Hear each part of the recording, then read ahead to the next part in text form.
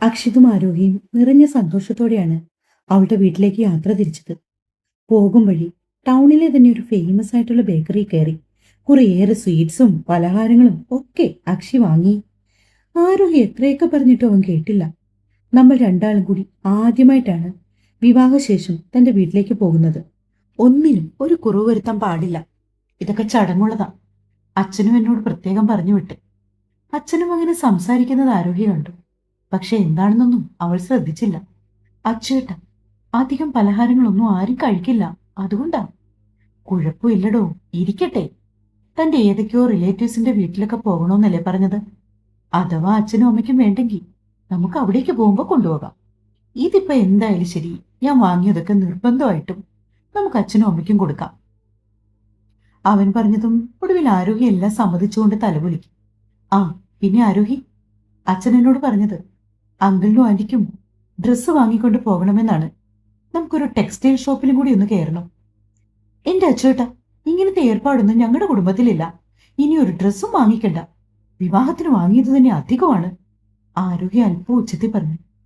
എടോ, ഒക്കെ ശരി തന്നെയായിരിക്കും. പക്ഷേ ചടങ്ങ് എപ്പോഴും ചടങ്ങായിട്ട് തന്നെ പോണം. എന്നോട് അച്ഛനും അമ്മയും പ്രത്യേകം പറഞ്ഞാ വിട്ട്. അതുകൊണ്ട് എനിക്ക് അവരെ അനുസരിച്ചേ പറ്റൂ. ആരോഗ്യ സമ്മതിക്കത്തില്ലെന്ന് മനസ്സിലായതുകൊണ്ട് അക്ഷയ് അല്പം കർക്കശമായി അവളോട് പറഞ്ഞു. കഷ്ടമുണ്ട് കേട്ടോ, ഇങ്ങനെ കാശ് കളയുന്ന ഏർപ്പാടൊന്നും വേണ്ട. അധികം റേറ്റിന്റെ വാങ്ങണ്ട പെണ്ണെ, അപ്പൊ പ്രോബ്ലം തീർന്നില്ലേ? ഈ അച്ചുവേട്ടൻ ഇത്തിരി കൂടുന്നുണ്ട്. ഇന്ന് അമ്മ നല്ലോണം വഴക്ക് പറയും, ഇല്ലെങ്കിൽ കണ്ടോ. വഴക്ക് പറഞ്ഞാലും എന്നെയല്ലേ പറയുന്നത്, ഞാനത് സഹിച്ചോളാം. അക്ഷയ് അവളെ നോക്കി കണ്ണിറുക്കി ചിരിച്ചു. അവൻ വണ്ടി നേരെ ചെന്ന് നിൽത്ത് ഒരു ടെക്സ്റ്റൈൽ ഷോപ്പിലാണ്. സമയം വൈകിയതുകൊണ്ട് കട അടയ്ക്കാൻ തുടങ്ങുമായിരുന്നു. അവര് പെട്ടെന്ന് തന്നെ അമ്മയ്ക്കൊരു സാരിയും അച്ഛന് ഷർട്ടും കൊണ്ട്, അതുപോലെ മുത്തശ്ശിക്കും മുത്തശ്ശനും ഡ്രസ്സുകളും വാങ്ങി. യാത്രക്കിടയിൽ ഒന്ന് രണ്ട് തവണ വസുധ ആരോഹിയുടെ ഫോണിലേക്ക് വിളിച്ചു. തങ്ങൾ വന്നുകൊണ്ടിരിക്കുവാണെന്ന് അവൾ മറുപടിയും നൽകി. ഇരുവരും വീട്ടിലെത്തിയപ്പോ നേരം രാത്രി 9 മണി കഴിഞ്ഞു. വസുധയും ദേവനും നിറഞ്ഞ സന്തോഷത്തോടെ പുറത്തു വന്ന് മക്കൾ രണ്ടാളെയും സ്വീകരിച്ചു. നേരം ഒരുപാടായല്ലോ മക്കളെ, ചെന്നിട്ട് നിങ്ങൾ ഈ വേഷമൊക്കെ മാറ്റി വാ. ശരിയമ്മേ. അക്ഷി തലകുലുക്കിക്കൊണ്ട് തന്റെ കയ്യിലിരുന്ന കവറുകളൊക്കെ വസുധയ്ക്ക് കൈമാറി. ഇതെന്താ മോനെ? അവർ നോക്കിയപ്പോ നിറയെ സ്വീറ്റ്സും പലഹാരങ്ങളുമുള്ള കവറാണ് ആദ്യം കണ്ടത്.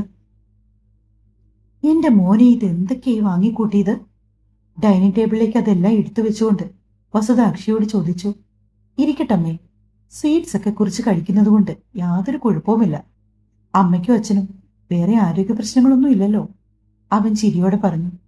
ഇതൊക്കെ കഴിച്ചു കഴിഞ്ഞ് ഇവർ രണ്ടുപേർക്കും ഷുഗർ വരുത്തി വെച്ചിട്ട് അച്ചുവേട്ടൻ ഇവിടുന്ന് മടങ്ങൂ. ആരോഗ്യ അല്പം മുഖം വീർപ്പിച്ചുകൊണ്ട് അവന് മറുപടിയും കൊടുത്തു. അങ്കിളിനും ആന്റിക്കും അവർക്ക് ഇഷ്ടമുള്ളതൊക്കെ ഞാൻ വാങ്ങിക്കൊടുക്കും. അതിന് നീ കുശുമ്പ് വിചാരിച്ചിട്ട് കാര്യമില്ല. അക്ഷി വാസുദേവനെ ചേർത്ത് പിടിച്ചുകൊണ്ട് പറഞ്ഞു. അയ്യടാ, അതാ ഇപ്പൊ നന്നായി. അച്ചേട്ടാ, ഈ അച്ഛന്റെ സ്വഭാവം അച്ചേട്ടന് അറിഞ്ഞൂടാ. ലഡുവും ജിലേബിയും ഒക്കെ ഇരിക്കുന്ന ഇരിപ്പിൽ എത്ര വേണമെങ്കിലും അച്ഛൻ അകത്താക്കും. എന്നിട്ടാണ് ഒടിക്കാന്താരി ഇവർ രണ്ടാളും ഇതൊന്നും കഴിക്കില്ല എന്ന് നീ എന്നോട് പറഞ്ഞത്? അവൻ അവളെ നോക്കി പേടിപ്പിച്ചു. അങ്ങനെ നിറഞ്ഞ സന്തോഷത്തോടെ എല്ലാവരും കുറച്ചു നേരം കൂടി ഹോളിലിരുന്ന് സംസാരിച്ചു. കുളിയൊക്കെ കഴിഞ്ഞ് ഫ്രഷായി വന്നതിന് ശേഷം എല്ലാവരും ഒന്നിച്ച് അത്താഴം കഴിക്കാനിരുന്നു. മക്കൾ വരുന്നത് പ്രമാണിച്ച് വസുധ നെയ്ച്ചോറും ചിക്കൻ കറിയുമാണ് ഉണ്ടാക്കിയത്. പോരാത്തതിന് സാലഡും ഉണ്ട്. മുമ്പൊരിക്കൽ ആരോഹിയുടെ നാവിൽ നിന്ന് കേട്ടതാണ് അക്ഷിതിന് ഗീ റൈസ് ഭയങ്കര ഇഷ്ടമാണെന്ന്. കഴിക്കാനിരുന്ന അക്ഷിത് ഓരോ പാത്രങ്ങളുടെ മൂടി തുറന്നു. അത് നോക്കുന്നതിനനുസരിച്ച് അവന്റെ മുഖം കൂടുതൽ വിടർന്നു. ആഹാ, എന്റെ ഫേവറേറ്റ് ഫുഡാണല്ലോ, അവൻ വസുധയോടെ ചോദിച്ചു. മുമ്പൊരിക്കൽ മോള് പറഞ്ഞു മോന് ഗീ റൈസ് ഇഷ്ടാണെന്ന്. എടുത്ത് കഴിക്കേ, പറഞ്ഞുകൊണ്ട് വസുധ അക്ഷിതിന് അരികിലേക്ക് വന്നു നിന്നു. അവന്റെ പാത്രത്തിലേക്ക് വിളമ്പാൻ തുടങ്ങി. അയ്യോ, മതിയമ്മേ മതി, ഞാൻ അങ്ങനെ ഒരുപാടൊന്നും കഴിക്കില്ല. അത് പറഞ്ഞാൽ പറ്റില്ല. ഇവിടെ വന്നിട്ട് വയറ് നിറച്ച ആഹാരം കഴിക്കണം, അല്ലാതെ ഇത്തിരി കഴിച്ച് എഴുന്നേറ്റ് പോകാൻ ഞാൻ സമ്മതിക്കില്ല. ആരോഗ്യ ഒരു ചിരിയോടെ അതെല്ലാം നോക്കിക്കൊണ്ടിരുന്നു. വാസുദേവനും ഉണ്ട്. അക്ഷിതിന് ആഹാരം വിളമ്പിയ ശേഷം ഊർമിള വാസുദേവന്റെ പാത്രത്തിലേക്ക് വിളമ്പി. ഭക്ഷണം വിളമ്പിയ ശേഷം വസുധ അവരെല്ലാരും കഴിക്കുന്നത് ഒരു ചിരിയോടെ നോക്കി നിന്നു. അമ്മ ഇരിക്കുന്നില്ലേ? അമ്മയും കൂടി ഇങ്ങോട്ടിരുന്നേ, നമുക്ക് എല്ലാവർക്കും കൂടി ഒന്നിച്ചിരുന്ന് കഴിക്കാം. അക്ഷിത മുൻകൈ എടുത്തതും വസുതയും ആരോഗ്യക്കരികിലേക്കിരുന്നു. പിന്നെ ഒന്നും രണ്ടും വർത്താനമൊക്കെ പറഞ്ഞു അവർ ആഹാരം കഴിച്ചു തുടങ്ങി. അക്ഷത് അത്രമേൽ ആസ്വദിച്ചാണ് ആഹാരം കഴിക്കുന്നത്. അതവന്റെ മുഖം കണ്ടാൽ തന്നെ മനസ്സിലാകും. വസ്തിയുടെ ഭക്ഷണത്തിന് വല്ലാത്തൊരു രുചിയാണ്. ചിക്കൻ കറി എടുത്ത് നാവിൽ വെച്ച് അവൻ കണ്ണിറുക്കി അടച്ച് രുചി ആസ്വദിച്ചു.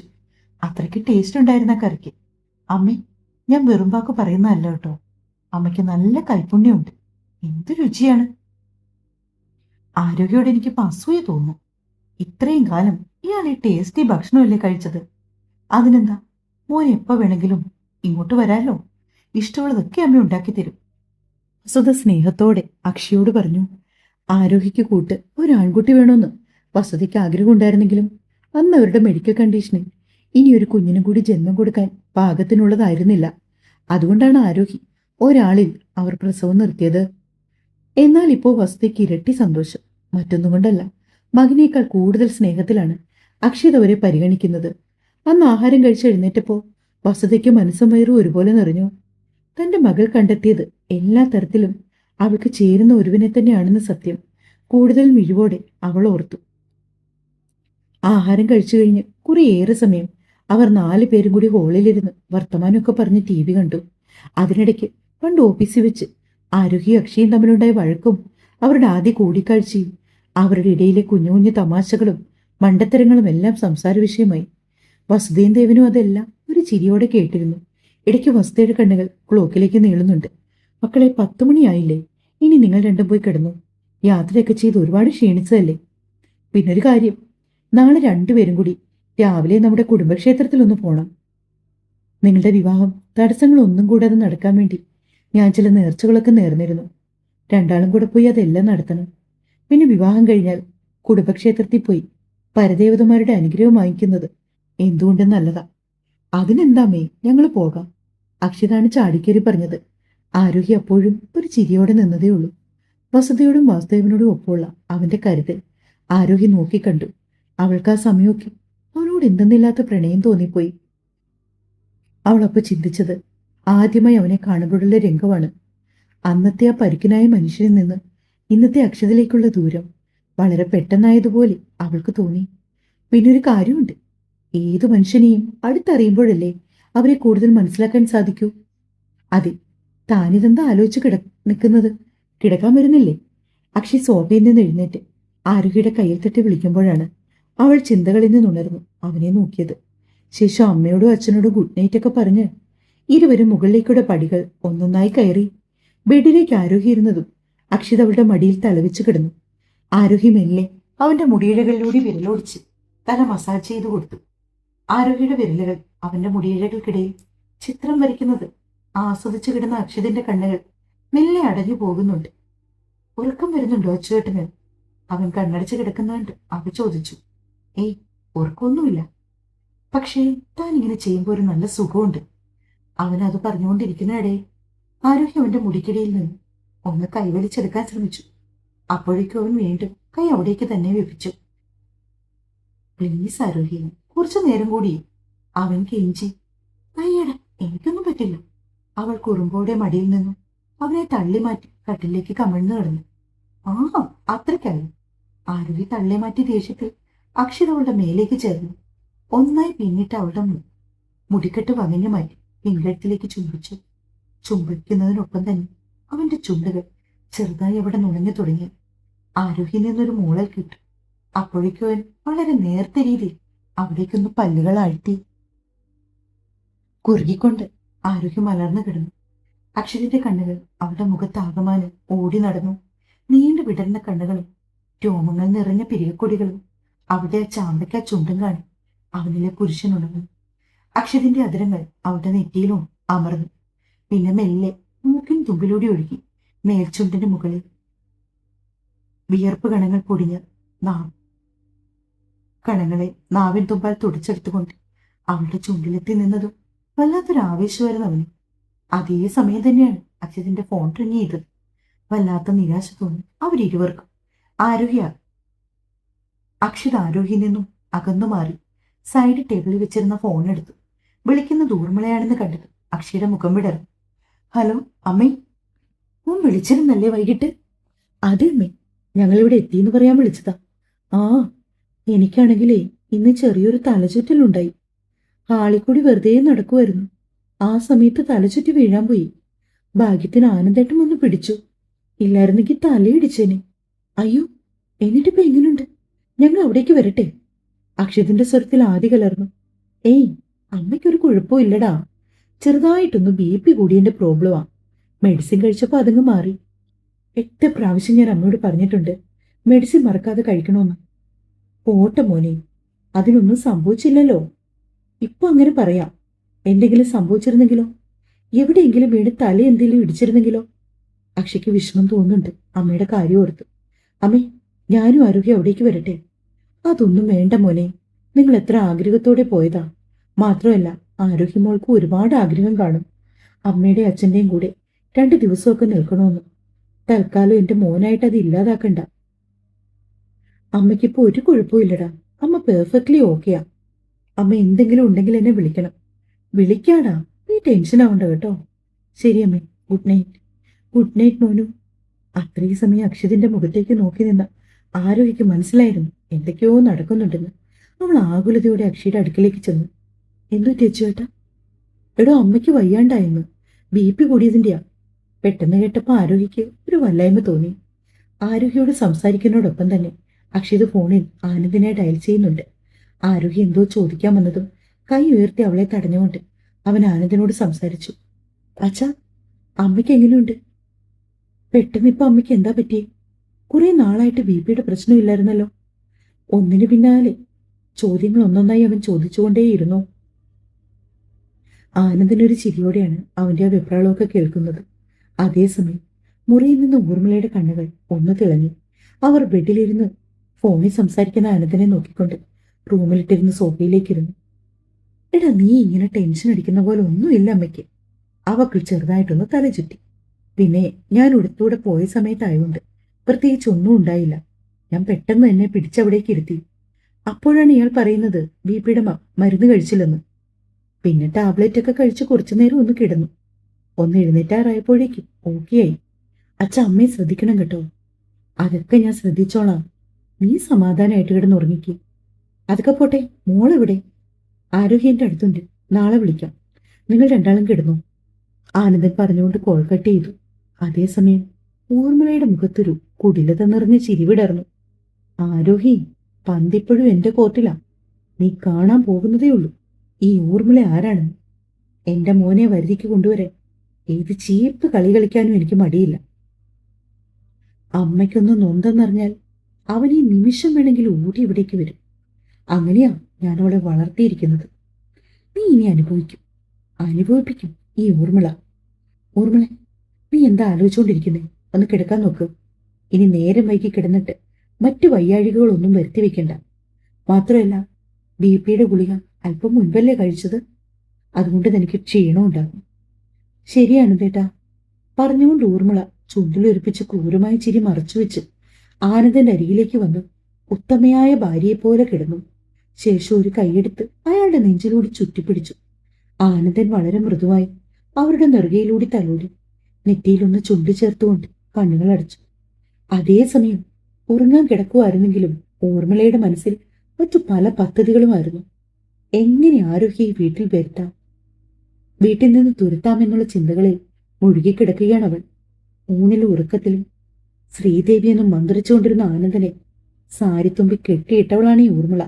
അപ്പോഴാ ആരോഹി ആനന്ദനെ ശ്രീദേവിയുടെ ഓർമ്മകളിൽ നിന്ന് അടർത്തി മാറ്റിയതുപോലെ, അല്ലെങ്കിൽ അതിനേക്കാൾ വേഗത്തിൽ അക്ഷയുടെ ജീവിതത്തിൽ നിന്നും ആരോഹിയെ എന്നേക്കുമായി തുടച്ചു മാറ്റും ഈ ഊർമിള.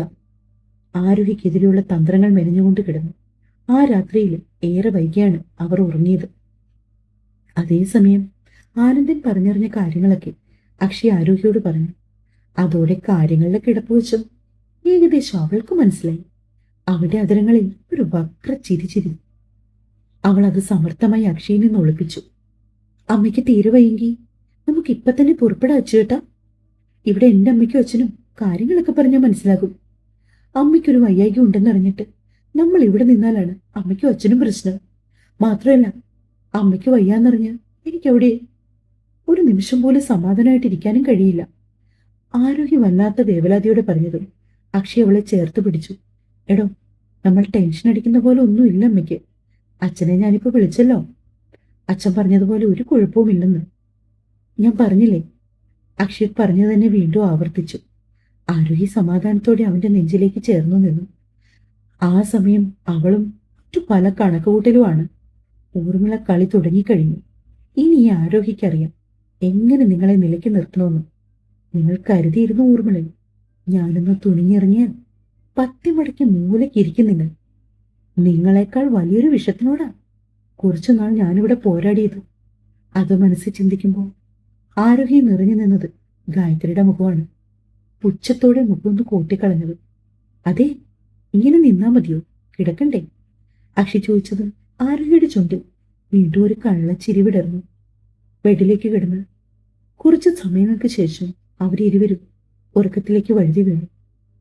രാവിലെ ആദ്യം ഉണർന്നത് ആരോഗ്യമാണ്. തൻ്റെ ഉടലിനെ ചുറ്റി വരിഞ്ഞു കിടക്കുന്ന അക്ഷിതിന്റെ കൈ മെല്ലെ അടർത്തി മാറ്റി. അവളെ എഴുന്നേൽക്കാൻ തുടങ്ങിയതും അക്ഷയ് അവളെ വലിച്ച് നെഞ്ചിലേക്ക് ഇട്ടു. ആഹാ, അച്ചൂട്ടൻ ഉണർന്നു കിടക്കുമായിരുന്നോ? പിന്നെ അല്ലാതെ. എനിക്ക് പിന്നെ വിട്ടേ, ഞാൻ എണീക്കട്ടെ, എഴുന്നേറ്റ് താഴേക്ക് ചെല്ലട്ടെ. എടോ പ്ലീസ്, ഒരു 5 മിനിറ്റ് കൂടി. അക്ഷയ് ചെറിയ കുട്ടിയെപ്പോലെ കെഞ്ചുകയാണ്. അച്ചേട്ടൻ ഈടെയായിട്ട് ഇച്ചിരി കൊഞ്ചൽ കൂടിയിട്ടുണ്ട് കേട്ടോ. പണ്ട് ഞാൻ കാണുമ്പോ എന്തായിരുന്നു? ഓ, അന്നൊക്കെ ഞാൻ കരുതി ഈ അച്ചേട്ടൻ ഒരു കലിപ്പനാണെന്ന്. ഇപ്പോഴല്ലേ മനസ്സിലായത് വെറും പഞ്ചാര കുഞ്ചുവാണെന്ന്. അക്ഷയുടെ കവളി പിടിച്ചു വലിച്ചുകൊണ്ട് ആരോഗ്യ കളിയായി പറഞ്ഞതും അവനൊരു ചിരിയോടെ അവളിലെ പിടിയയച്ചു. അവൾ നേരെ ബാത്റൂമിലേക്ക് കയറി കുളിച്ച് ഫ്രഷ് ആയിട്ടാണ് തിരികെ ഇറങ്ങി വന്നത്. ഒരു ചുരിദാറിന്റെ ടോപ്പും അടിയിലൊരു അണ്ടർസ്കർട്ടും ഇട്ട് നനഞ്ഞ മുടി തോർത്തിൽ ചുറ്റിവെച്ച് ബാത്റൂമിൽ നിന്ന് ഇറങ്ങി വരുന്നവളെ നോക്കി ഒരു ചിരിയോടെ ബെഡിൽ തന്നെ കിടന്നു അക്ഷി. ഞാൻ താഴേക്ക് ചെല്ലട്ടെ, അച്ചോട്ടൻ വേഗം കുളിച്ചിട്ട് വരൂ, ക്ഷേത്രത്തിൽ പോകണ്ടേ ഇന്ന്. അപ്പോഴാണ് അക്ഷിതു ആ കാര്യം ഓർത്തത്. ആടും, ഞാൻ ദാ പെട്ടെന്ന് റെഡിയാകാം. ആരോഗ്യ അപ്പോഴേക്കും താഴേക്ക് പോയി. വസുത രാവിലത്തെ പ്രാതലിനുള്ള ഒരുക്കങ്ങളിലാണപ്പോ. ഇഡലിയും സാമ്പാറും ചട്നിയുമാണ് ഉണ്ടാക്കിയത്. ആരോഗ്യ അവിടേക്ക് വന്നതും വസുത ഒരു ചിരിയോടെ അവളെ നോക്കി. മോളെ, അക്ഷയമോൻ ഇഡലി ഇഷ്ടമാണ്. അച്ചൂടൻ അങ്ങനെ പ്രത്യേകിച്ച് ഇഷ്ടങ്ങളൊന്നും ഇല്ലമ്മേ. പിന്നെ എന്താണെങ്കിലും കഴിക്കുന്ന ആഹാരം ടേസ്റ്റ് ഉള്ളതായിരിക്കണം. ആ ഒരൊറ്റ നിർബന്ധമേ ഉള്ളൂ. അമ്മേ, ഞങ്ങൾ ക്ഷേത്രത്തിൽ പോയി മടങ്ങി വന്ന ശേഷം ആഹാരം കഴിച്ചോളാം കേട്ടോ. ആരോഗ്യം അങ്ങനെയാണ്, ക്ഷേത്രത്തിലേക്ക് പോകും മുമ്പ് അവൾ വെള്ളം പോലും കുടിക്കാറില്ല. കുഞ്ഞുനാൾ മുതലുള്ളൊരു പതിവാണത്. വാര്യത്തെ അമ്മ ശീലിപ്പിച്ചു കൊടുത്തതാണത്. ഇന്നും അവൾ അത് തുടർന്ന് പോകാറുമുണ്ട്. നീ പറഞ്ഞിട്ട് വേണോ അതെനിക്കറിയാൻ?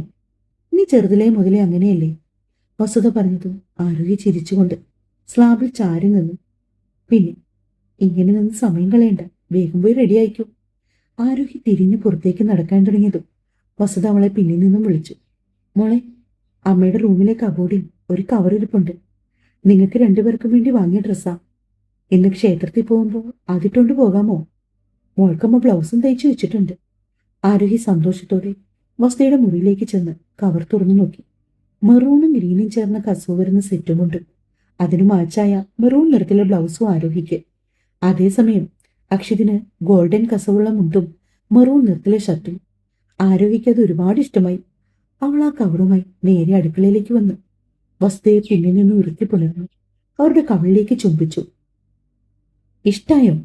വസുത ചോദിച്ചു. അമ്മയുടെ സെലക്ഷൻ ഇപ്പോഴും സൂപ്പറല്ലേ? അവളതും പറഞ്ഞുകൊണ്ട് നേരെ മുകളിലേക്ക് പോയി. തുടരും.